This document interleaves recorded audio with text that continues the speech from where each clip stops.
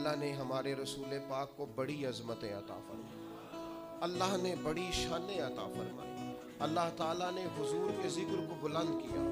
اللہ تعالیٰ نے نبی پاک علیہ السلام کو حوض کوثر عطا فرمایا، اللہ نے محبوب کو کل کائنات کے لیے نبی اور رحمت للعالمین بنایا، اللہ تعالیٰ نے نبی پاک علیہ السلام کو سب سے آخری نبی بنایا،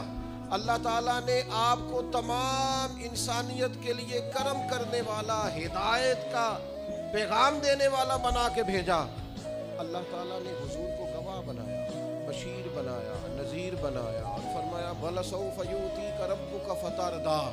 آپ کا رب آپ کی رضا چاہتا ہے۔ اللہ نے حضور کو قرآن دیا، اللہ نے محبوب کو صدیق اکبر دیے،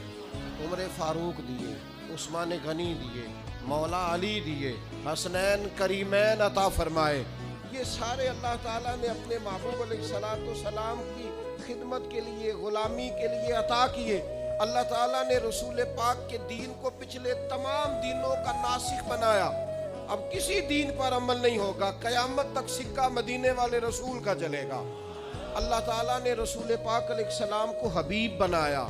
اللہ نے محبوب کو نبیوں کا امام بنایا، کائنات کا سردار بنایا۔ کیا خوب کہا تھا چراغ گولرا نے، کہنے لگے ممکن نہیں مدح شاہ خدا، کیلانی پیر نے خوب کہا کتھے میرے علی کتھے تیری ثنا، ممکن نہیں مدح شاہ خدا، زندگیاں ختم ہوئی اور قلم ٹوٹ گئے، بس تیرے اوصاف کا ایک باب بھی